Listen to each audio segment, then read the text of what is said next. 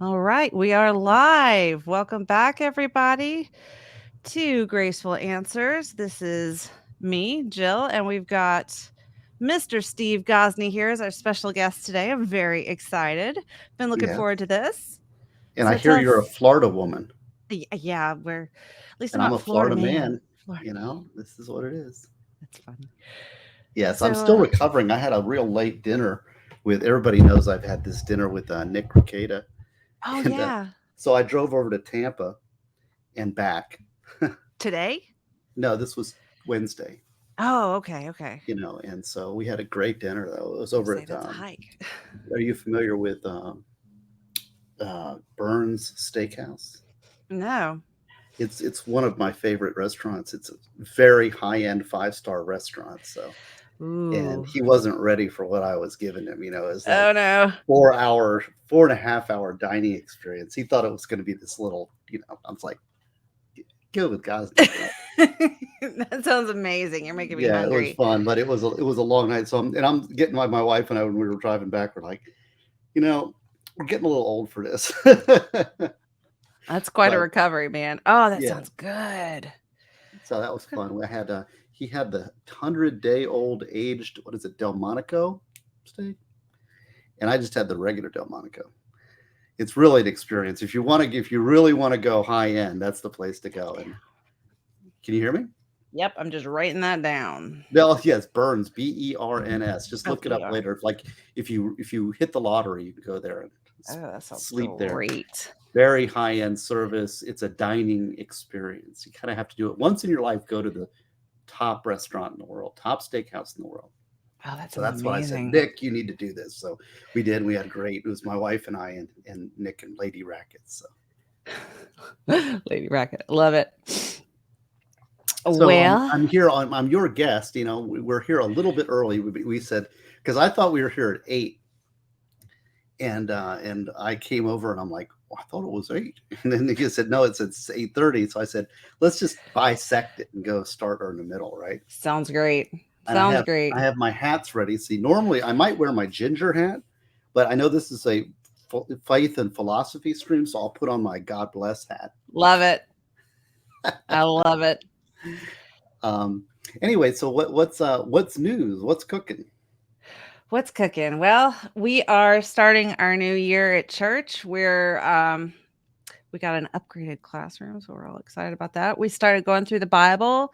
We're going to go verse by verse through the Bible. So guys that are hanging out with me are in for the long haul. They Now have this is signed what you're up. doing in your stream, right? Yeah, every Thursday and Sunday I live stream our Sunday school class and then I live stream on Thursdays and I was teaching the same thing and I'm like, well, the same people are showing up, so ended up just streaming both. So I end up teaching twice a week, and that'll get us through the Bible significantly faster, especially if you're going verse by verse. It takes forever. So, Well, and the thing is like you reached out, and I'm not sure where you came in contact. You have to remind me, but um, where I was it? basically say, somebody, and I'll go anywhere at least once, right? Oh, okay, good, good. So I I'll try said, not to scare you off too bad. no, and one of my favorite topics, of course, is talking about faith, and one of my premises, my operating premises of my is right now is that most of our problems in our society stem from a lack of faith, and so what are we going to do about it?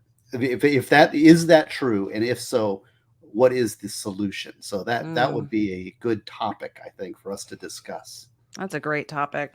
That's a great topic. I've been listening to your books. I do the Kindle, the digital stuff, and the audio Okay, books, and excellent. Which ones did you get, or which ones have you been uh, listening to? most recently the one on the death penalty. Okay, yeah, And yeah, I love your that's arguments. okay. Well, I love the it's I way. try to be fair and balanced, Mhm. and it's like I try to present both sides. And so many people are so invested in whatever position that they're in that it's hard to find something where it's like, well, I want to make up my own mind. Mhm. And because of my position, which people don't know, I know your streamer, your group may not know, I do capital, basically death penalty appeals.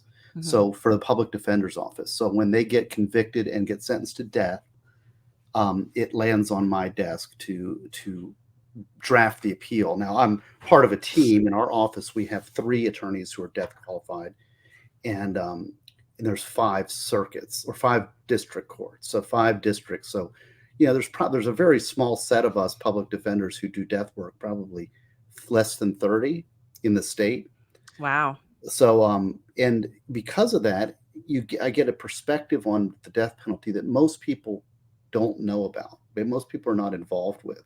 Mm. So I thought, well, okay, I've got this, and everybody asks me because of my job. A lot of time people ask me, well, what's your position on the death penalty? And then I tell them, and they're like, well, then they want to argue with me, right? Yeah, I'm like, yeah, well, yeah. sit down and talk. Let me talk to you for an hour and a half, and I'll explain why I think it's a bad idea, right? And Mm-hmm. I can go on for another hour and a half on why it's a good idea. Mm-hmm. But most people don't want to hear that. They just want to vent. And so that's why I wrote this book, was Mm-hmm. to fully flesh out, to give you kind of both sides of the debate and try to be as fair as possible. And in fact, there's an invitation on the beginning and the end of the book, which is that if I've left something out or I've short sheeted your argument, right, your favorite argument, if I haven't given it full voice, then tell me and I'll revise it and I'll put your argument in there. But the thing is that when you deal with this enough, most people have one, maybe 2 arguments for, and then they have a counter argument, and they have a couple go-to examples, and that's the level of depth that they've thought through it, and so that is. But I think in the book I've got 10 reasons it's a net public policy positive, and 20 reasons it's a net positive net negative, as Mm-hmm. well as a collection of examples on either side. Mm-hmm. And then it intros with a death case. But I didn't just talk about it. I started with, it's a case where they botched the execution, Mm. but then it's also, and so that's a anti-death penalty type argument. Look at the suffering that a Yeah. failed death penalty comes up with. But then I also salted it with the actual crime. And I tried to get as detailed and as gruesome, in a way, I guess you could say, as I could, because the people that are pro death penalty will emphasize generally the crime and look how horrific this was and how can you justify anything but the death penalty for this case. So I put both of them in there so that Mm-hmm. you can to be balanced, and that's the whole point is, um, we don't have enough conversations where people are not pushing it. We just have this propaganda world we live in. We're so flooded with lies in our society that people forget how to discuss things fairly and have open minds and come at things with humility as seeking the truth. And so that's what I'm always looking to seek the truth in what I'm doing and have enough humility to think, I may be in the center of this little maelstrom, but I by no means have all the answers, nor is there like, this is the answer and I'm right and you're wrong. I mean, that's not the way to go about talking with things amongst our friends, right? Mm-hmm. It's the way the politicians like to come at us to divide us so that they Mm-hmm. can get power by our division. But as citizens, we owe it to each other to be as honest and gentle and welcoming of each other's opinions as possible and try to grow together towards that truth. Absolutely. And I loved how you hit it from you go through all of the intellectual fallacies, the debate, the low hanging fruit. You get rid of it first. You go through, the ad hominem attack, get rid of all of that first. And I really like how you said that. You pretend you're talking to a friend, not an enemy, and you're trying to have a conversation with a friend to get to a final answer. And what's really cool is I really haven't come down on one side or the other. I keep swinging back and forth. And reading your book was just like, it was so well balanced. It was so well Thank you. done. And I just That love the was way that you argue. That's the way I like to do apologetics, that seeking the right. truth. Let's get rid of the garbage arguments. And most people, like you said, they just go this deep. They have a slogan that they've heard once or twice, and they just regurgitate it, and it's offensive enough that it puts people on the defensive, and then you Right. come at each other emotionally, and you never get to the truth. The truth has completely lost meaning. People aren't even trying to get to the truth anymore. Exactly. Well, as you've So, you've hit it on the head, and that's what I really try to do is, and I think in order to seek the truth, um, you have to be humble, mhm. because none of us can attain perfect truth on earth. I don't know if you've read Prepare, but in Prepare, this is kind of my philosophy book. Prepare is about my life philosophy and how I approach things, and sharing that with people. And some people have really been very kind. They say, "Oh, you've changed my life," and Other people are like, I'm not reading another book by Gosney. But it's like it's the seeds. You throw out the seeds, and the ones Mhm. that sprout, great. And I'm really Mhm. humbled. Some people are like, oh, it's the best thing I've ever read. And Aw. it's just a matter of honesty and laying out kind of my philosophy of how to deal with things, Mhm. and that truth and goodness. And well, and this kind of relates to our topic for the night, is that the secular world has been winning the argument Mm. in faith for quite a while now. And I think that I think I've kind of maybe diagnosed it, or looked at it in a way that maybe we can help turn that corner a little bit by understanding our relationship with truth. And here's what Mm. the argument goes, is that there is a secular kind of woke, or even, there's this idea, and in the universities amongst intellectuals, that there is no absolute truth, that moral relativism, that all things are relative, right? And and then people say, of course, that's there's no absolute truth is an absolute statement, so it's Right? internally contradictory. But Love it. let's take that at its face and say, okay, well, morality is sort of gray. All right, well, and there is some gray. I mean, there are things that are more evil than less evil, and more good, Mhm. all right? But it doesn't mean it doesn't exist. And see, this is the thing, is that after I've done the analysis, and it kind of goes through with a long thought and prepare, but we're basically at least 8 steps away from reality. Hmm. In our We can touch, like, there is an absolute truth, but it exists in the universal. Mhm. And we are so limited in our creatures. We have a little brain, we have 5 senses, we live in time, we're embodied. And so we can't access that perfect truth because of a number of limitations that we have as human beings. Now, to say that we can't access it doesn't mean that it doesn't exist.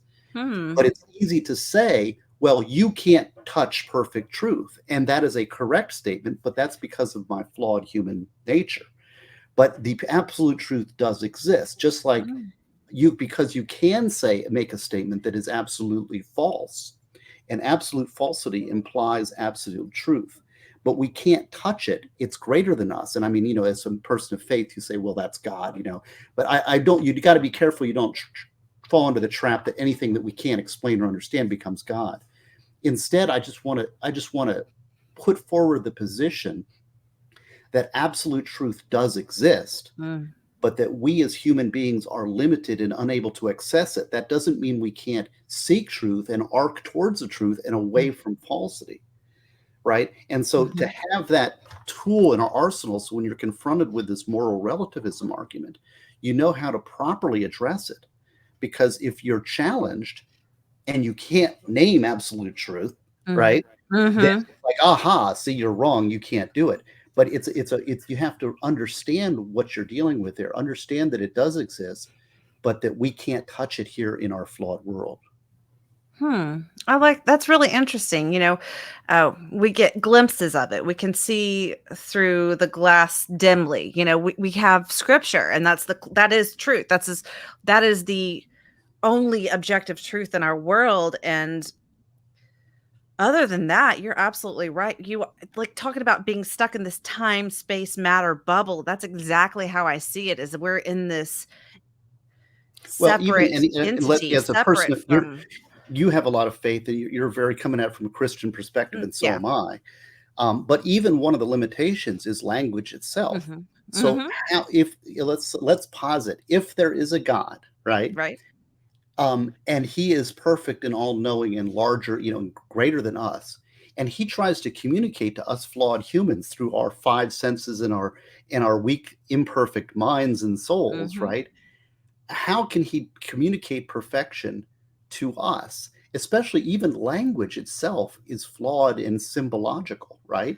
So Absolutely. this is so the story, the mythology, the greater truth is revealed to us, but we have to discern it. It's not Mhm. it's not obvious, and I think that we don't want to play.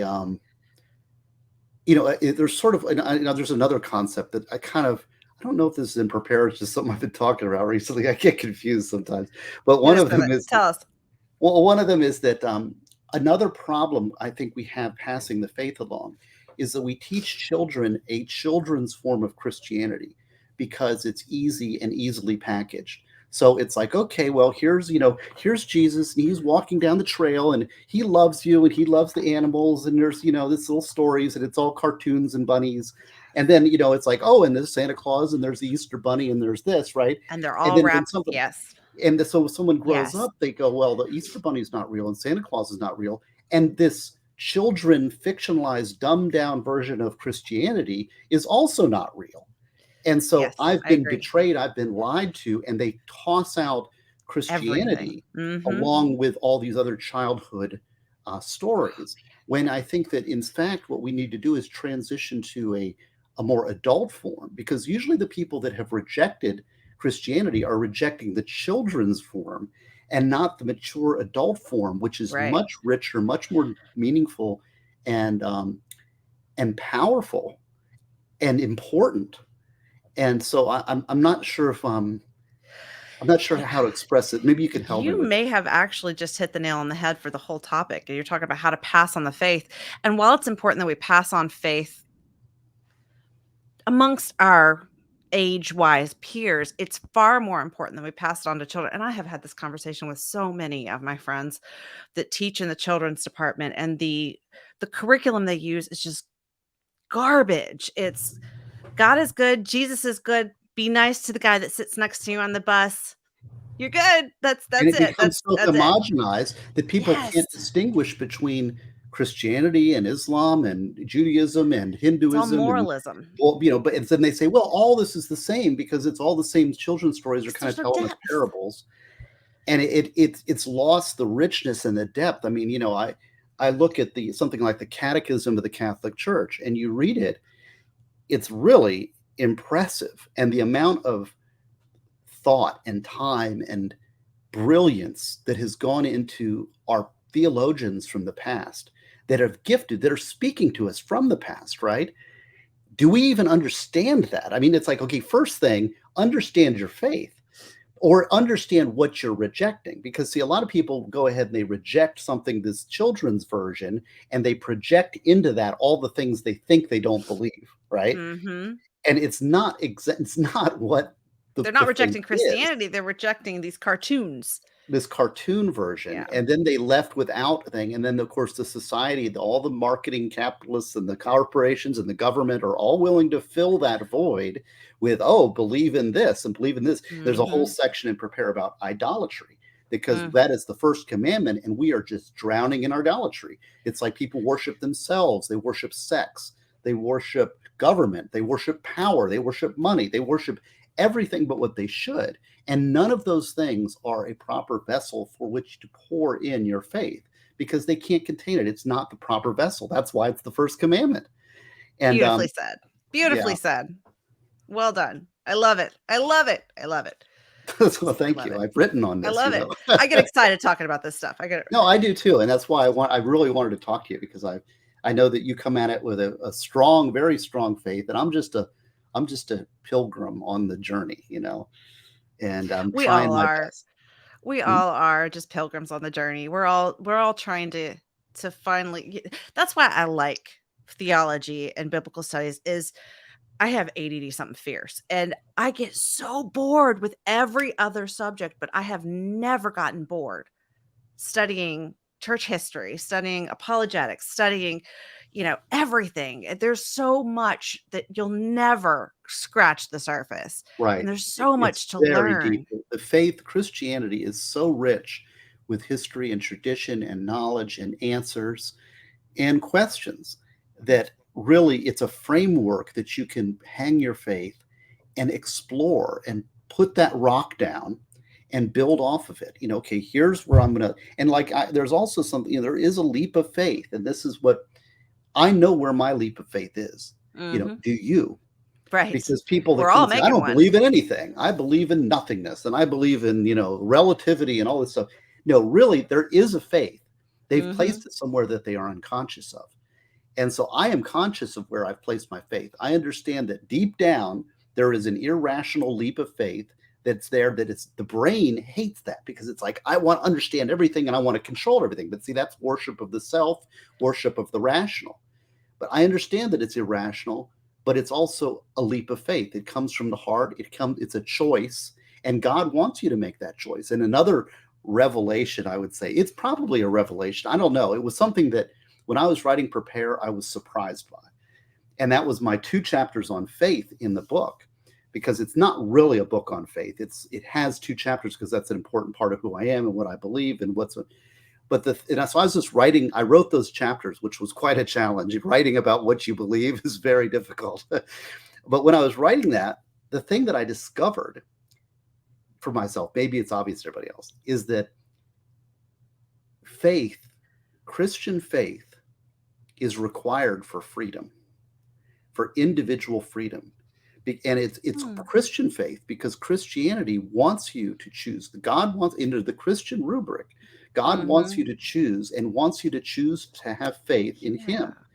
And it's not, and if that's the existence of evil, is the absence of faith. So in order to have that free choice, a real choice, evil must exist. And I don't understand it. I can't explain it. No, I'm with you. I But get it it. exists. And so, but not all religions, like Islam, and I saw some of your previous stuff, I should say, and you were talking about, not all religions are the same. You either believe it or you don't. And this thing, Islam, for example, requires subservience, and it requires, you follow, you submit. Right. And that's completely different worldview. Christianity requires you to choose freely. It's not fair, and the whole Christian society, the Western civilization, is founded on that individual freedom. Other societies don't have that concept. So the same people that are attacking Christianity and trying to destroy down all the institutions of Western civilization are destroying the foundations of individual freedom. Absolutely. You're absolutely right. It's the only world. I mean, even moral relativism is like, this is all there is. This is just it. There's no choice about it. There's no freedom to accept or reject. This is just stating. Christianity gives you the freedom to say, hey, I believe God, Jesus, all that, and I reject it anyway. There's a freedom there. I try to explain this to my son too. There's a freedom in having these protective walls too, like following God's direction for your life gives you freedom to live within that without Well, having to worry about falling off yes. the edge too. But that's a whole nother thing. But I No, get what that's you're another saying. good point. And there's the description. See, being the Catholic that I am, I can't quote biblical scripture. You'll nail it in a minute, because all the Protestants know their Bible so much better. And I was a Protestant. I just didn't have a lot of faith, right? But what is it about? Jesus says, I want everything that you are, but my burden is light. Yeah. Yeah. I want, sorry. I have three tiny little barky dogs. Okay, they're noisy. They are extremely noisy. And So that's that. But that's Sorry. that. What you're talking about is like, okay, well, what do you want? If I have faith, what do you want? I want everything that you are. Church, when you're in church, it's like, okay, I'll go to church and I'll pray and do the thing, but now I can go out and lie, cheat, and steal them. And right, like, no, you're a Christian top to bottom at all times. It's like, well, damn, that's going to limit me. Yeah. Where I can't. That means I can't do X, Y, and Z. I'm there. People see it as a constraint. Yeah. But it's actually a liberation. It's like that the burden is like, okay, I want everything you are, but once you have chosen, and once you're following that path, it's everything you are, but it's light. It makes it, you walk down the street and you're skipping, Christians are generally very, like, you've got that smile, right? Yeah. It's so hard to explain though. There's this joy and freedom, but it's so hard to explain. It's like, no, it's not a list of do's and don'ts and thous and thou shalt nots. It's rest and freedom and peace and joy. And it all comes from that faith that I think so much of the world is missing. And that's why there's a lot of misery and unhappiness. You see people that are just miserable, and it's like, okay, well, you need to find something that you've lost. And, but they don't want to hear that. And they've worshiped something that they shouldn't. A lot of it's misplacement of faith into vessels that are not designed to contain it. And it's really, really hard once that investment is made in the wrong thing to pull it back and try to figure out. That's humbling. That is, I think we all have to do. Everybody with faith has had to have that humbling moment of, ooh, I've messed up. Take responsibility for it and accountability for it. And I don't think a lot of people want to do that. I think I can Well, understand. It's hard. yes, It's painful. yes. It's humiliating to have to realize that you've chosen wrongly. Yeah, puppies. Sorry, they are. Look at all you got all my chatters over here. We've got Rose and Ginger Oh and yeah, I've got Danielle. some cool people here. Cool people in the chat. Cool See that? people. Oh, You who got a else? heart. Oh. Little heart. So anyway, yeah. So this is Yeah. starting law and law. Although, see, this is the thing. I don't know how much you've read Death Penalty Debates, but there's a Christian theological argument also that goes to the death penalty. And so, and this is one of the reasons, going back to that book, I incorporated it because it's part of me and it's part of my reasoning. Mm-hmm. All right. Now, I'm asking in this book for you to take all the arguments for and all the arguments against and put them in a scale and weigh them for yourselves. Mm-hmm. Now, to me, the Christian position, the Catholic position, is determinative, right? But if you're not Catholic, or if you're not a Christian even, mm-hmm. that may have zero impact. They may have zero weight in the scales, right? That's true. How but they weigh for me it. to not include that, even I was going to do a whole thing on a whole religious philosophy, like what is, Buddhist view of the death penalty is, but I'm just not qualified for that. So I left it at whatever your religious faith is. Do you believe it or not? If you don't, are you shopping for the faith that agrees with all of your individual will? Well, then you really aren't submitting yourself to God. You're really putting your own ego and your own self ahead of it. So we try not to do that. Oh, here's the tea. I can hear it. There's we all have sounds, home sounds. Oh yeah. Going. It's that time of night. Everything's moving and grooving. So no, I'm absolutely with you. And so for those that aren't familiar with you, Steve is an amazing author, an amazing lawyer. I think you've probably picked up on that. Give us, you've talked a little bit about Prepare. Tell us a little bit more about the other books you've got, where to get them, because I'm a fan. I'm a fan. Thank you. Well, the only place you can get them is stevegosney.com. Stevegosney.com, which is right here. Right. And the thing is that I really don't like supporting institutions that I feel are fighting me. And I like to get the word out. I would like I really want people to read them, and find the book that is for you, because I have such divergent interests. But, and I don't want to give people, it's not available at Barnes and Noble or Amazon or any of these big corporate entities, because they are just as threatening to individual liberty as a big government. So I'm selling them directly. I've got a box right here. You can, and so I hand pack them. My wife does all the packing and shipping, and I do want to. I mean, I want as many people to get it, because it's really a hobby, though. I've been writing these for a hobby. It's a long story how I got into this, but I've been writing recently, but I want to tell you a little bit about what upcoming is. First of all, there's the Summer Friend. You can't really see it. I need to get it. It's kind of reflecting there. Yeah, there's a light. See, I gotta change that. But let me see if I can see that. Oh, there you go. Yeah, we can see it now. Okay. Oh, there it is. Summer Friend. Got it. The Summer Friend. So and it's the Summer Friend. All of this stuff is true. All of this is nonfiction. Okay. Ideas and Answers Law is very hard law. It's basically a set of law review articles to answer common questions that criminal defense lawyers deal with all the time, that are tricky problems that I have solutions for. That's what that one is. Death Penalty Debates about death penalty. Prepare is about, it's called The Handbook for Individual Freedom, is about a philosophy for understanding tyranny. And that comes external tyrannies and internal tyrannies, and giving yourself sort of a life top to bottom assessment of how to free yourself from those tyrannies. So many people come through childhood and they've got baggage that weighs them down, and they're enslaved, they're trapped in a cycle because they never consciously dealt with their childhood issues, and they're reliving these things sort of like a spinning wheel. so the tyrannies aren't just the government or corporations or anything else. It comes from within the head too. So this is a self-assessment, and it if you see that there's a lot of symbology I see here. that. Yeah, Yeah. so there's a Christian, I'm not hiding anything. It also says develop the ideal Christian mindset in there, and there's a fish, right? We all know the fish symbol. Uh-huh. The ichthus. There it So I'm is. not hiding. I'm laying No, it out yeah. there.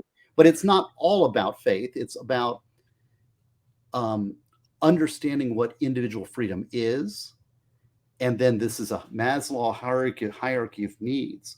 And then it examines it, defines this as a Maslow hierarchy of needs over time. And there's a golden path. You see this golden path of I life? see that. So That's we're born and we die, good imagery and we there.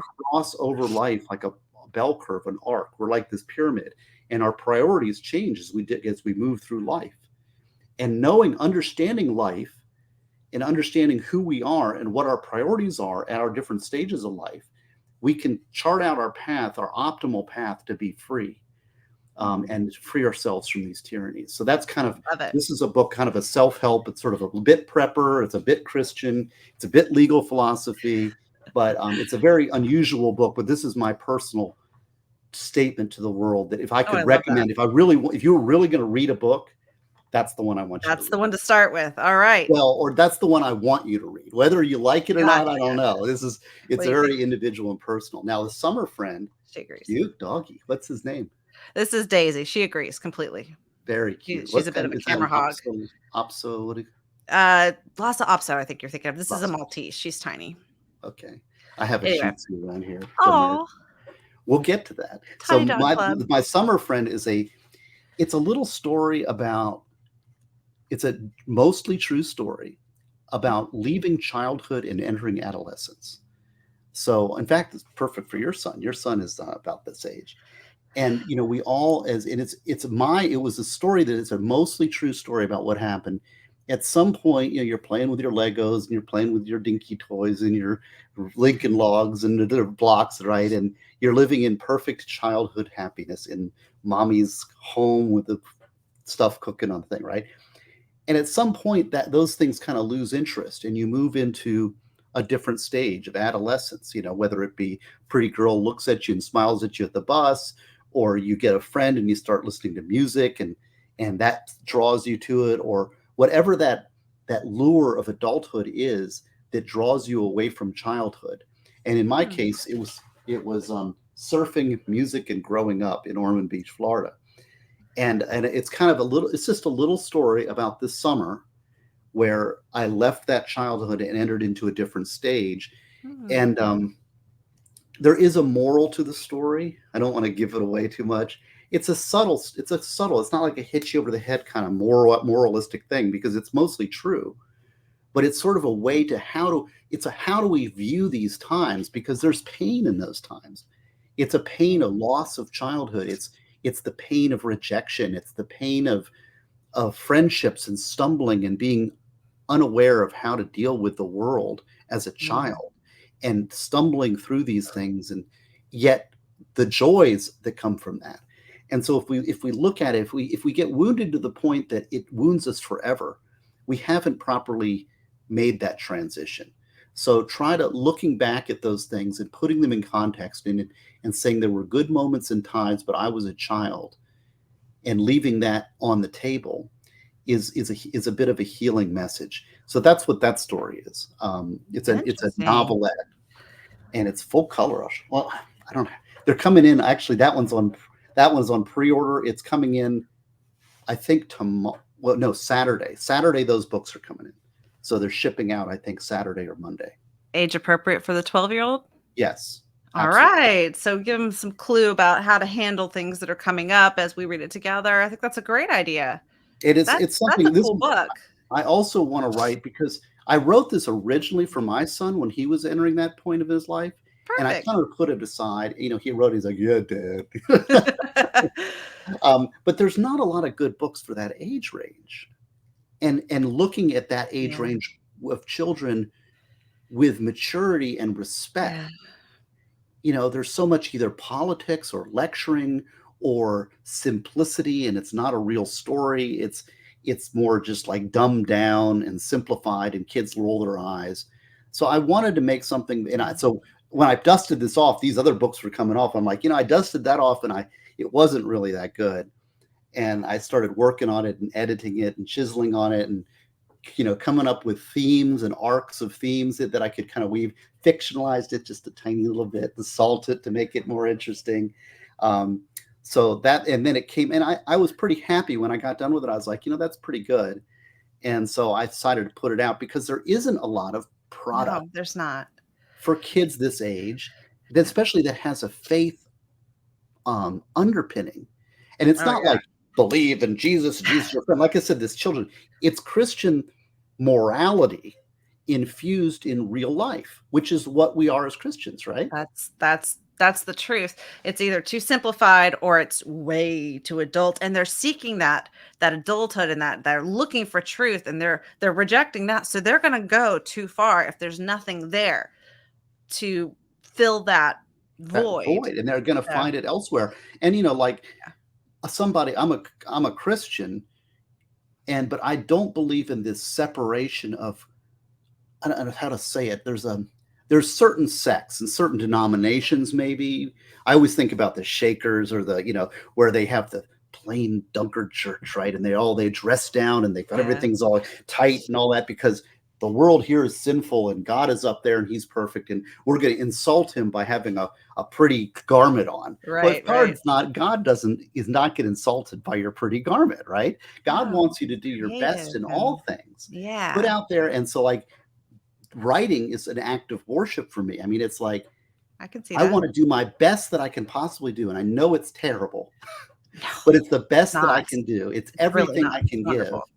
Well, when I put something out, I want it to be as good as I can possibly do with everything in my being. It may be okay, it may be great, it may impact you, but everything you do, because a Christian is everything you are, should be a worship of God. Absolutely. Yeah, I mean, absolutely. He's a creative God. He's given us beauty and love and a full life, and rejecting that, I think, is probably pretty insulting. Take the gift that you've been given, exactly, and utilize it. Prepare talks about this. This is, again, you're going back to Gosney philosophy, but there's not enough out. There's not enough people speaking forthrightly about their faith. And that's why I love your without linking it to something else that has become an idol, like politics or whatever. Politics is an idol. It does. It gets lumped with another idol, and that becomes the idol, and it just becomes kind of a selling point for others trying to sell you that thing that's supposed to fill the void, when it gets mixed up. It gets right. mixed up. Well, and then the next book after this, I have a children's book coming out. Oh, good. And that is called Brucey the One-Eyed Wonder Dog. And I had Have you talked about this before? I think I remember this. You may have talked about this on a stream I was watching before. Tell us about it. Maybe I can even show you the latest pictures. Maybe I can share screen. Hold on a second. Can I share screen? Let me try. I'll show you. This just came out. I don't know how to do any of this yet, so. Hold on a second. I'll show you. You let me know if there's something I can do. All right. Give me a second. I'll bring it up, because I'll show you the latest pictures that just came in. Cool. I'd hate to give. Okay, so here's. All right, let's do that one first. I'll show you a couple pictures. This will be an exclusive, a Jill exclusive. Yay! Hold on, if I can do it. See, I've written a book, but I'm not ready to. I'll tell you. I'm not there. I'm not there. It needs work. It's. All right, so you can share that. Okay, let me see how to do that. Okay, add to stream. Oh my goodness! So that's Brucey the One-Eyed Wonder Dog. Oh, that's adorable. Yes, isn't that a great artist? So I had a Give, Send, Go campaign, and it fully funded this. It's very expensive to get a good illustrator, and I looked all over the world for an illustrator that could get Brucey right. And so it was quite expensive, but I've written the story, and that's Brucey the One-Eyed Wonder Dog. Let me show you one other. I'll show you one other picture. All right. So I'll show you the one that one. People have seen that one, but I love that. People will not have seen the newest one. Okay, so this is. This breaks your heart. Believe me, it gets better than this. Let me. Here, I'll show you another one. Oh shucks. 1 second. This is a preview. Nobody's seen this one before. Okay, present. Share screen. Okay, so here's another picture. Can you see that? There it is. So that's the newest picture. Oh my goodness. I'm gonna cry. I'm gonna cry. Look, Daisy, look. Look how sad. I know, Brucey. This Wow, is what me a with good little. artist. Isn't she great? Wow. And So many all my supporters have come through and really blessed me, and I've got this illustration coming. So that's Brucey the One. Brucey the One-Eyed Wonder Dog. Again, it's hard to explain. There's a muse. I talked to this author named John C. Wright, who's a science fiction fantasy author, who's also a Christian apologetic, and he was a strong atheist, a rabid atheist who talked himself out of atheism. wow. And he's a convert. But he talks about the muse, and the muse is you got to honor the muse, and the muse struck on Brucey the One-Eyed Wonder Dog, and so I have to honor the muse. Adorable. I also so that the book is basically about being imperfect, but still being worthy of God's love. Oh. So Brucey has this one eye, and he says, it's about living with disabilities, and it doesn't have to be a physical, but it could be anything, that we are not worthy of the love that we're given, right? Yeah. But there's a purpose for us in life. And so it's a life-affirming message about Brucey, who's living on the street. He loses his eye, and he's taken in, and he finds that, he can give love. And there's also a bit of the serenity prayer woven into the story, which is those things I can control and those things I can't, and knowing the difference. So he can't control the fact that he doesn't have an eye. So he decides to accept it. And so there's a little bit, there's faith, there's a serenity prayer, there's living with disabilities, but it's not, Jesus is here and he's going to save him like a superhero. Right. Yeah. Instead, it's Brucey's just a little dog, and he's deserving of love, and he has love to give, and he finds his purpose, and we all find looking for our purpose. So that's what Brucey the One-Eyed Wonder Dog is. What a message. Yeah. The world tells us we're perfect as we are. We don't need to change. You're perfect as you are. God tells us we're not perfect, but we're perfect in him. And if you're going off this worldview, when you have disabilities, when you have struggles, when deep inside you are not perfect, you feel like you've kind of failed somehow. And it's really hard to find fulfillment. It's tough. And some of those disabilities, I talked to this fellow named The Hidden Hand on my channel, who was paralyzed from the waist down. And he was kind of blindly stumbling through life without a purpose and kind of just doing the thing and drinking as a bartender. And he fell down on the stairs and he was paralyzed. And all of a sudden he kind of woke him up to the world, about, the suffering in the world, and there's evil in the world, and there's difficulties. It's not everything is a happy game. And we make mistakes by just saying, oh, if you just believe, you'll be happy, Oh yeah. That's a whole other ball of wax. It's a different, it's what it is it's like a framework to view the world and to deal with the challenges of the world, and the problem of pain, and the problem of sin, the problem of evil. And these are struggles, existential struggles that we all deal with. So teaching a Christian message infused in a story that's a children's book, because there's not enough children's books that are either not secular or not, the lions and the tigers and the bears all laying down and all in a bathtub, singing songs and this sort of thing. I hate to be negative on that stuff, because it is sort of, there's a place for it, but it's when they're really little. Careful with that, because it's dumbified, it's sugarized Christianity. Yeah, I agree. I've talked about that a lot. That really, really bothers me. And, kids are dealing with this, the problem of pain, the problem of evil. How do we accept a loving, good God when there's so much problem in the world? And kids are dealing with pain and suffering, and they're seeing it, and they have to be able to deal with it and figure it out within their worldview, or they just reject the worldview. If the worldview says everything is sugar and cake, they're just going to reject it and say, that's not true, because that's not what I see. It doesn't match. So I think it's very important that we have kids we give them a little credit, you know? Right. So, Well, the Brucey book will be, I promise people that it will be done, that if God wills it, please God, let my illustrator get through the end, because I'm paying her. If, boy, it would stink if she dropped out at the last minute. No, let's not think negative no, thoughts. no, no. Positive thoughts all. It's going to be But great. we're already, it's so expensive, these I can illustrations, imagine. but I want it to be done right. If that's one thing, when I'm selling something and I'm giving, people are paying good money for these books, I want it to be something that it's got everything I can give. It's the best I can possibly do. And so I'm really excited about Brucey. And so I'm going to try to get it out before Thanksgiving so people can order for Christmas. And then I Perfect. have another children's book, depending on how that one goes. People seem to be really excited for the children's book. And I'm excited because that Brucey's a true story too. You know this. That was our dog. No. Yes. That must be where I've heard you talk about Brucey before. Yes. He's That my must be true it. dog. Oh. And and this is the thing, like, this is it's odd. I'm an oddball. I'm very odd in a lot of ways, but one of those is that this is how I see the world. So when I see Brucey and his one eye and all this, we come up with a story, and it's like, on the one hand, he is grounded in reality and he's walking around with his one eye.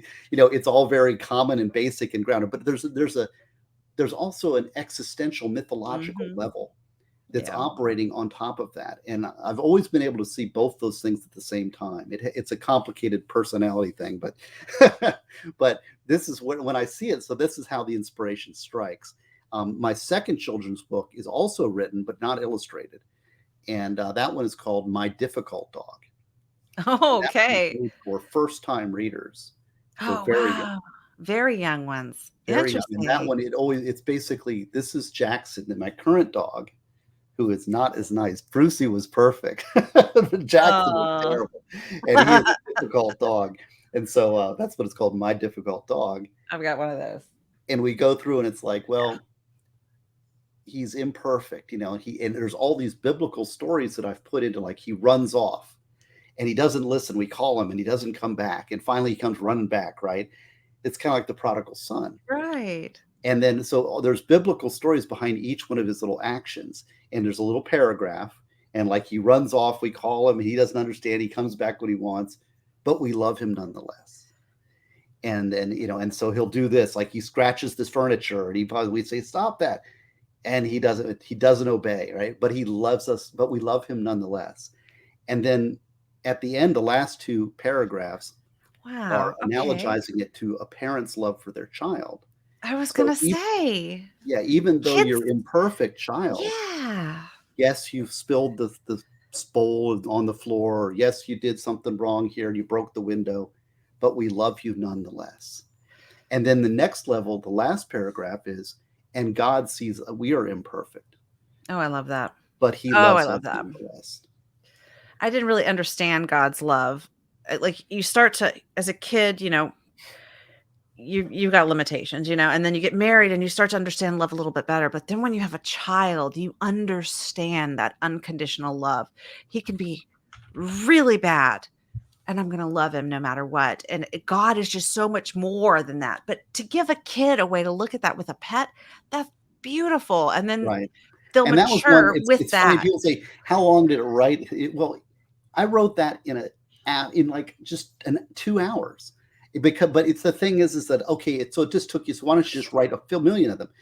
Because the inspiration took a Took a lifetime, long time. Yeah. and the muse has to be honored. So we'll see. I mean, so far my wife is happy because we haven't lost money on these books.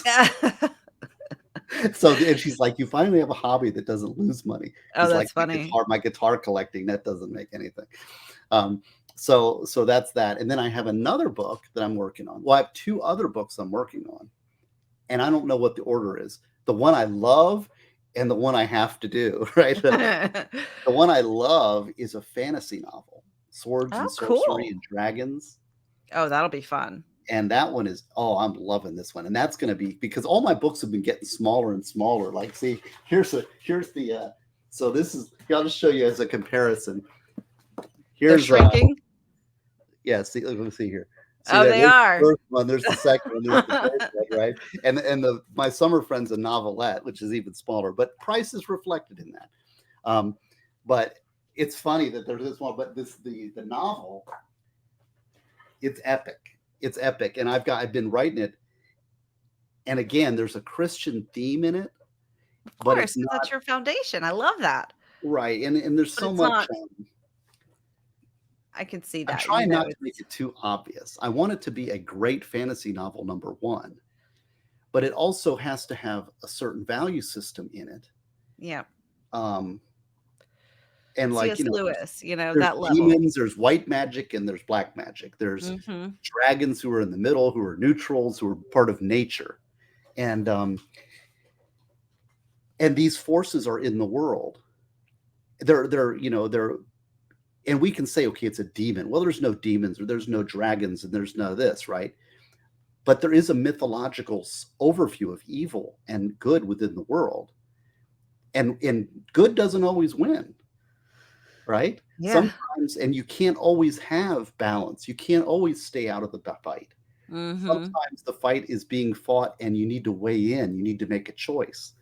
And so this is sort of the moral infusion in it, but it's also going to be going to be a little more high school and above, because there's some violence and maybe a little little adult themes.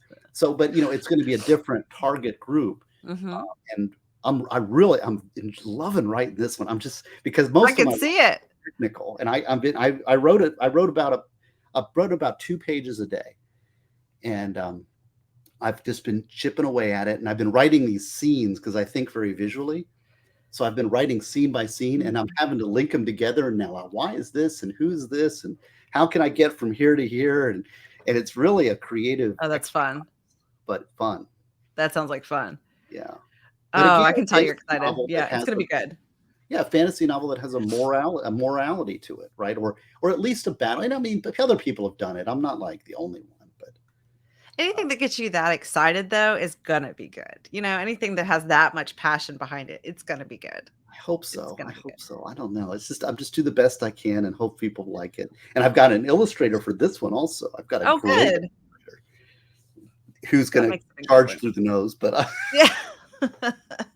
but I want to do it the best. I want it to be. And this is the thing. Like, God has given you this life on earth. It's a gift, Mhm. and I've got these skills, and I've given these gifts. I want to just do more. I want to write a fantasy novel. I want to write a children's book. I want to write a law book. I want to write this. I want to do Do it this and all. do it all, right? Yeah. So Enjoy your time. You're God, like I said, God is creative, and He gave us jobs, and He gave us this creative urge, and He's given us gifts. Use them, right. really embrace it.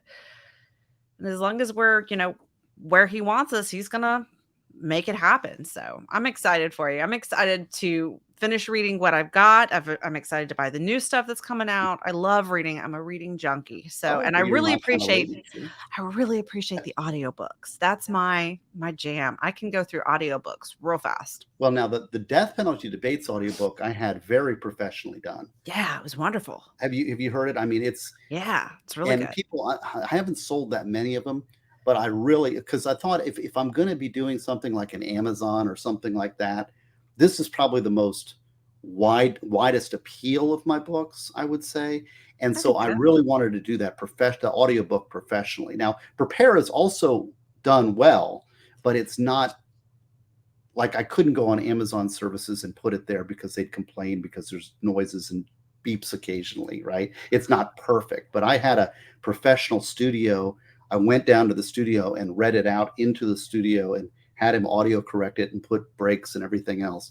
Although Prepare is pretty close. I Mhm, can say mhm. I did pretty good on Prepare, but both of them I read the audiobooks. So And I appreciate that. There's something different about when an author reads his own work. It's different, and it's done so well. And I love audiobooks. So keep those coming. We like those. We like those. I'm excited. I really appreciate you doing all this. I know how hard it is to write. It's putting yourself out there. It's just kind of laying it all out there. It's exposing everything, especially when you're talking about your own story. That is raw and yeah, vulnerable and my humbling. the summer friend. Let me tell you. Really? Oh Okay. my gosh. That is very personal. It's a very true personal story because the story there is that, the summer friend that I had when I went back to school, didn't really want to be seen with me. He was Oh. my closest, bestest friend, and we shared a lot, and he gave me a lot. But when he went back to school, he was in the cool kid group, and I wasn't cool. So Mm. he kind of distanced himself, and that was very hard, as a child. And Yeah. now, in this point in life, and I will say, looking back, I completely forgive him because, first of all, I probably was a big nerd. I would have done the same thing if I was in his shoes, probably. I wasn't mature enough, nor was he. And he's a different person now, and so am I. We grow up. And the gift of that summer that he gave me and that we had is to be looked on fondly and not with regret or animosity, which is kind of the story, right? I mean, now I'm giving it away a little bit. This is not, but it's hard, for a long time when I was growing up, that was very hurtful. It was very Yeah. painful losing a friend and going through and like, why isn't he my friend anymore? And, Yeah. dealing with all those social pressures and rejection and very hard on a kid. Yeah. So, It's perfect for that age group. They really need it. They need to know how to process it and look at it from a more mature perspective because in the moment it's raw, it's real, it's pain, and I think that's really sweet. And honestly, the nerds are the cool ones now. So yeah, that's right. Well, it's fun. I'll give you another. This is all exclusive to the channel. The Jill, I'll give you an exclusive because I haven't talked. Nobody's really asked me, so but I'm going to volunteer it because they don't do ask it, me. do I'll it. like Yes. blast it out, right? Um, about some of the fictionalized aspects and some of the things that happened with my friend Andrew, right? After this has all gone down and like, what's the epilogue, right? I put some of the epilogue in there, but I didn't put all of it in there. And one of them, having children, really is a blessing too. And I have one son, you have a son, and they allow you to really get over yourself and all of your navel gazing and like, okay, focus on what the right thing to do, improve yourself, be an example for your Mhm. child. And so I'd written the summer friend for him to help him. He's like, he didn't need it. He's like, Dad, I got it, no problem, right? So it's more about me than it is about him. But that's part of being a parent, right? Right. So I wrote it down. It kind of got dusted off, and then I remember this guy. He was my summer friend, Andrew. Um, I was looking around on LinkedIn or Facebook or one of those social media sites, I forget, and I said, "Oh, look, there he is!" Right, and I found out where he was, what he was doing, and that's why I clicked on him. He's my friend, right? And so I said, "Stevie, come here, take a look. This is my summer friend." And I will tell you, in two Wow. words, he cured me of any baggage I had. You know what he said? What? That's him. Oh, I love it. That's truth right there. Right, like it's just some Wow. old guy with glasses like me, It's like, oh, so that's this cool kid that was so like surfing buddy and was the top kid. It's just like now he's just some goggly-eyed middle-aged man, just like everybody else. And we're Oh, old that's and getting funny. older. That was so wonderful. It was like, that's him? Oh, healed right there. All Yeah, healed it up. was like, oh Thank yeah, you. of course. What am I worried about this stuff for? That's long ago, right? Oh, wow. So great. Perspective. Oh, that's so cool. I love Yeah. that story. I love this. This is too much fun.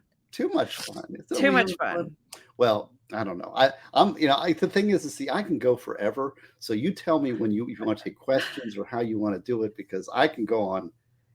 Like somebody was saying, oh, I know it was Danny on direct. Love And we her. were talking. She was like, I just got done with a 13-hour mediation, right? And I was like, you don't even know. When I was in private practice, I did a 25-hour uninterrupted mediation. It was That's a rough. Yes, it was a $21 million estate Okay, then. Okay. with I'd give it 25 hours straight then. six firms involved. We were getting paid, and it was like we were hammering it out, and it went on. I'm telling you, Oof. 25. I got there at 8:30 in the morning, didn't leave till 9:30 the next morning. No sleep, no nothing. But we I did don't resolve the know. case. Yeah, for But that so amount, I'd probably stay up for that. yeah, and if when Stick you're around for that. getting paid $250 an hour, Yeah, yeah. another hour we can do it. We can hang in there. We can hang in there. All right, we got some people who are tapping out. Let's start taking some questions. We've got our homeschool co-op that starts tomorrow morning.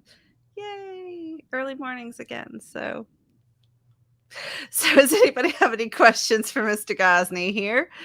Give us a quick little chat here if you have any questions. In the meantime, I am really excited about finishing up your books, sharing this one with my son. I think that's going to be fantastic. I was fussing through trying to find the right Bible curriculum for him today too, and I've been going through all of these emotions about it's too simple, it's too hard, it's too simple, it's too hard. Trying to find this nice, trying to find novels is almost impossible for this age group. It's Yes. so hard. That's why I thought So I put this one out, because I had yeah, it sitting around, and there was a lot of editing that went into it to make it so that I felt comfortable letting it out. Because when I first wrote it, I'm getting really good at dialogue, which is something I'm doing in my fantasy novel, because this oh, is all cool. technical writing. I mean, that's what Yeah, I yeah, do it's all different. day. Today I mean, this death penalty brief I'm doing is insane. People have no clue what's involved in writing something like that. It's Wow. technical writing. So creative writing has just been dead. And so I'm really enjoying it. And so the dialogue, I'm getting better and better. And this was, I brushed up the dialogue. I got more descriptions. I'm using ly words like, um, he was, what would be, stubbornly, and we can't use those kind of words directly, or any kind of ly words. Intensely, you can't use those in appeals, because those are descriptors, adverbs, the Oh, death of the adverb. really? Yeah. Okay. So I'm reviving my adverbs. Just reviving senses and descriptions. I'm getting dialogue going. It's really fun. So Oh, that's um, fun. yeah, Yeah, I'm Danielle's very in the chat. Danielle's one of my best buddies. Oh, She's yeah? one of my mentorees, and she has a son that's about a little bit. He just entered high school, and she's really likes Prepare. So maybe she can give you some guidance as far as whether she thinks Prepare is good for If he's that quite there age yet, range, or or we age can work range. through it together maybe, we Because can the summer talk friend through is it. definitely, yeah. I don't Yeah. know, because if I don't know if she's still here, but if you are, chime in, Danielle. I'm Yeah, looking at tell you, us, because let us know. the Because summer even if friend it's is not definitely. quite there, then I can walk through it with him. I think that would be great Well, too. you're going to read it. You look at it and you edit it and see what you That's a think. good idea. Just kinda make notes as I go about, stuff to talk about with him. I think that's a great idea. Yeah, Yeah, I know what you mean about the creative writing versus the, technical. technical writing, because as a pharmacist, I've that part of my brain is still very technical, and then even in theology is a completely different side of the brain, but it's still very technical. It's very Mhm. academic, let's put it that way. Not Right. technical. Mine's academic writing, and I love academic level stuff. And so when I go to write mine is just like completely garbage for the average person. Like it would be awful if I put it out right now. So I getting that he's learning creative writing in his co-op and stuff, and the ly adverbs and dressing it up and making it fun. So maybe that'll add to it. Writing process feelings, get away from them, and sometimes learn lessons from what I write too. Boy, isn't that the truth? No, actually, that's one of my tips in Prepare, is that sometimes you need to write your story, because if you're involved in one of these cycles and you find yourself making the same mistake over and over again, or you find yourself trapped in a repeating pattern of life, Mm, write down those things, write your story down, and get it outside of yourself so that you can deal with it externally from yourself. Write yeah. your plan, because, like, I had daddy issues. I was a single parent child, and had lots of problems with my dad my whole life. And he passed away about 8 years ago, and it was a relief to me, because every Mm, time I'd interact with him, it would cause me pain. And long story, but I've shared this as open book, right? mhm. And so I think a lot of, like, Danielle, she's a single mom too. And so they look to me and they're like, well, how did you get through it? Well, a lot of it is introspection. But part Mm, of it too is that by writing my story down, okay, I want to get past that. I want to free myself from this baggage of my past. And I don't want to pass that on to my son, right? mm. So a lot of it was writing, and then I go, okay, here's all these pains. So anytime I have to tell you about my dad, here's the time he did this to me, and here's what he did this to me, and here's this thing I've been wronged, and I've been victimized here and here and here, and it takes me 10 hours to get through it, right? Okay, well, I'll tell you what I'll do is I'll write it all down, all those things that I remember that caused me pain. I'm going to put them all down in this book. Now I've got it all out. So now anybody that's interested, they can read it. Now I'm going to do is I'm going to put it on the shelf over here, and I'm going to live my life, right? Yeah. So it's like, okay, it's all there. Nobody's forgetting about it. You've been Right. validated. Anybody's Yes. interested, they can read it. Maybe you can even share it with somebody, right? But the fact is now it's not burdening you, because sometimes it's so complex what's happened to you that you can't sort it out in your own head. And the talking through it is just, you're trying to get a handle on what happened. So just write all that stuff down and then deal with it external to yourself. Look at yourself I and like look that. at it objectively, and then put it on the shelf. I like Live your that. Write it as if it's somebody else's problem. How would you advise them if this was somebody else? And you can't do that until it's down on paper, until it's Oh, out see, of you. look at Oh, Danielle. there See, she isn't is. she There's sweet? Danielle. Oh. You click on that, or Oh, it comes up wow. on I the little love that. thingy. Oh, yeah. Let me do that. Okay. How do I do that? Just click it. Yeah, just click it. See there, look at that. Oh, cool. Look at you. You're teaching me stuff. I love it. Look, Danielle. Wait, I got to show something to Danielle for her birthday. See here, look, Danielle, it's still here. Here's my original with it signed on there. It says ready to go. See, I've got the new cover. That's the old cover, and there's the new cover. Oh, You see. So very I cool. promised this to Danielle for her birthday stream. Oh, cool. We had see, I live in the secular world too. I don't know, sometimes I wonder, people, they want to see me drink alcohol or they want to buy my book, but whatever works. If people are reading the books, I'm happy. They're like, buy me a drink. I say, if you buy 10 books, I'll take a drink. This is the world I live in. That is funny. It is funny. It's really, I didn't know this world existed, but there's people that really want to see you take a I've drink. I seen don't know. I've seen that. What is it? Kurt does those streams. Oh, they get so fun. Everybody, it's a thing. So I didn't know it was a oh my thing, goodness. but Oh, this is so funny. I do that, Steve, and then give them fictional names. I like that. Oh, yes. this is Well, fun getting to click stuff. Yeah. yeah, Andrew's last name is Dyer. It's not really Dyer, Ah, very smart. I guess. Yeah, process a lot by giving advice to kids. Awesome. I know. Very cool. And in fact, I'm really not a very good marketer, because a good marketer would put out a book and then push that for like a year and then put out another book. But I just enjoy writing, and like the streaming thing. It's fun, but it takes away from my writing. So, Oh, there's a yeah. part of me just wants to climb into a hole and close the world off and just write my books. But then they wouldn't sell, because people Because sell nobody would because know they see about me. them. And then I Yeah. couldn't write any more books. So there's sort of a balance here. Well, they get to know you. They like you. They know your personality. They know it's going to be good stuff. And they Oh, hear other James people Bennett. talk about it. It's good stuff. No. Hey, that's my other half there.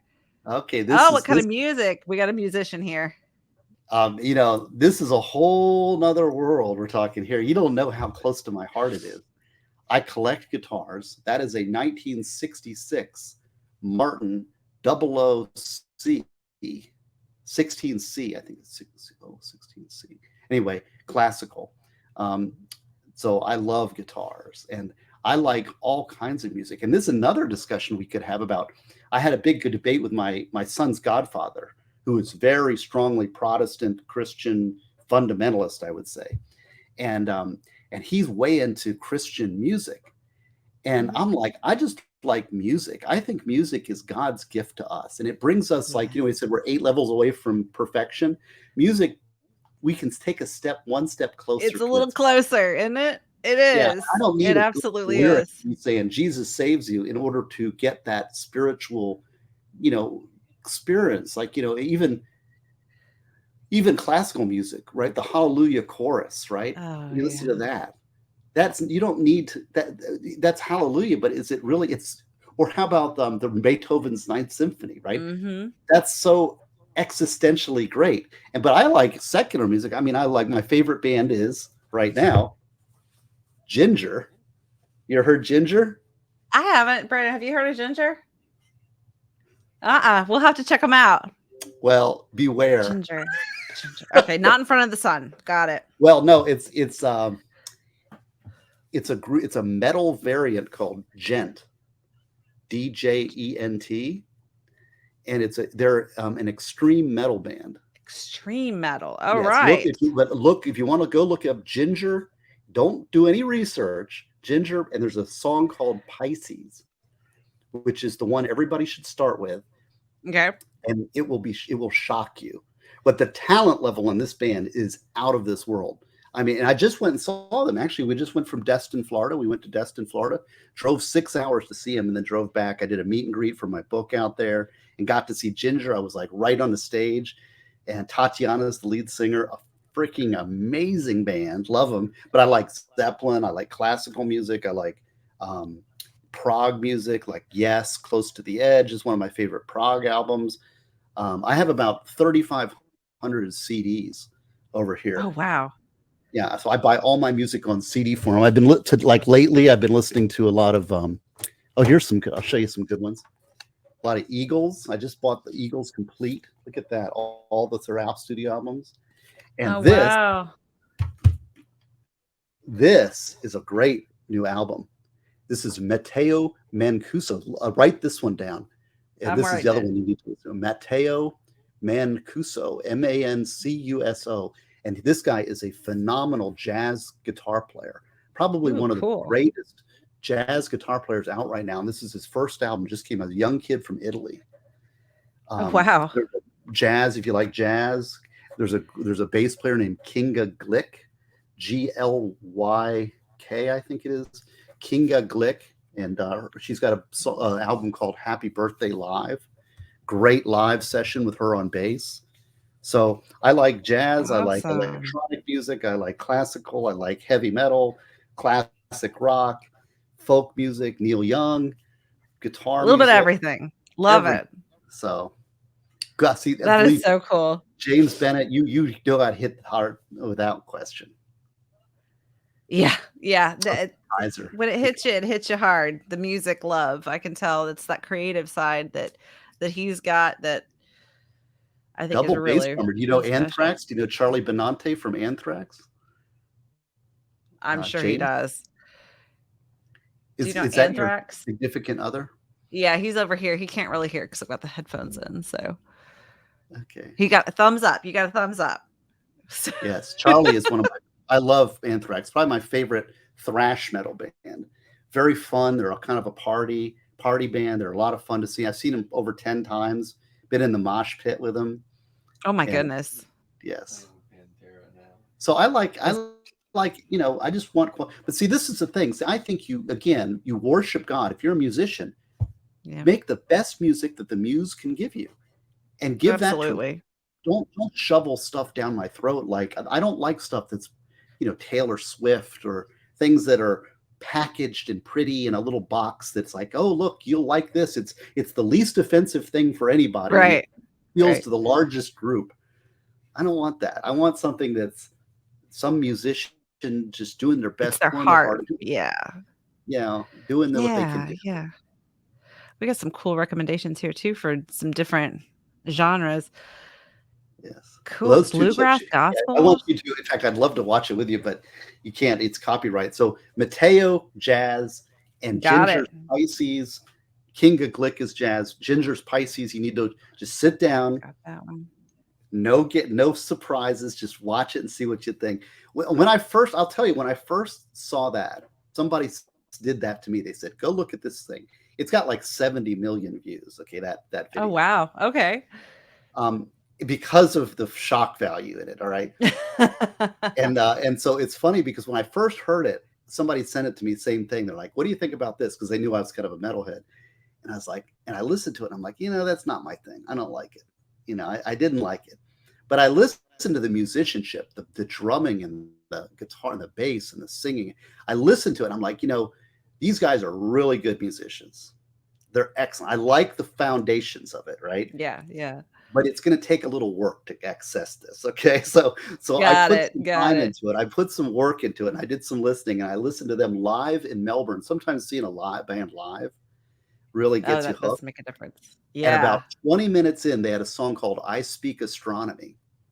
And I remember the moment that I got it. And I said, this is the greatest band of all time. Oh, And that's so cool. it was right in the middle of that song. There's this part where the music just drops off, and then the singer comes through and just belts. And it was I like, love it. I get it. And it was like that moment. I was like, this is great. And her lyrics are like poetry. Her lyrics are amazing, and she's the best front woman I have ever, best front person I have ever seen. I've seen him 3 times live now. Just got off Destin, Wow. and the best, most charismatic front woman I've ever been around, and it's powerful, powerful. But again, it's not for everybody. Thanks for the warning. Thanks for Just the warning. warning, just saying, you're gonna probably think, But Gosney, I'm yes, gonna go listen to it like as you soon as gotta go like listen to I'm it. dying to go listen to it like right now.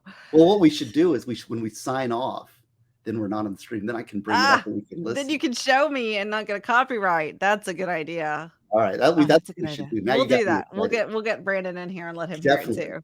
All right. Any other questions, folks? So we can go watch our ginger.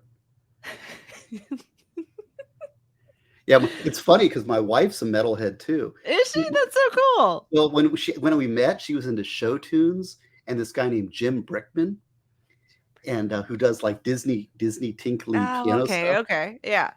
And Oh, that's funny. and it's funny because I took her to a metal show, and it was Anthrax opened for Judas Priest at the House of Blues. Oh my goodness.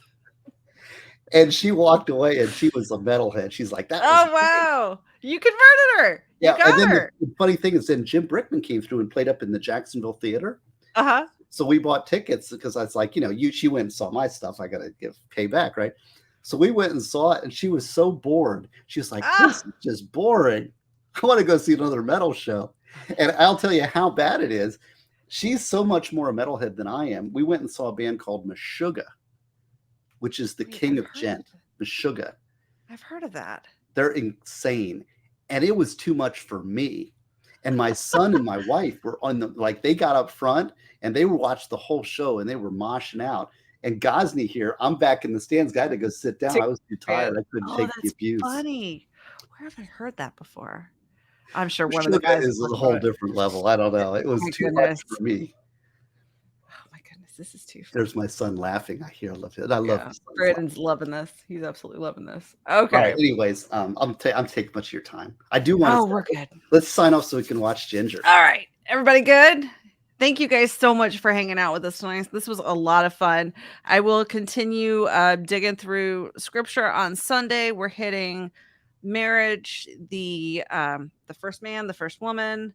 We will dig into, I think we're on Genesis 2:5. We're going kind of slow through Genesis. We'll pick up the pace. I promise. I promise we'll get faster. But yeah.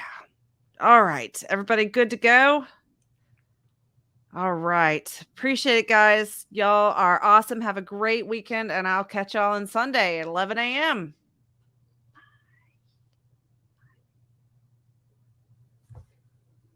Toodaloo. Toodaloo.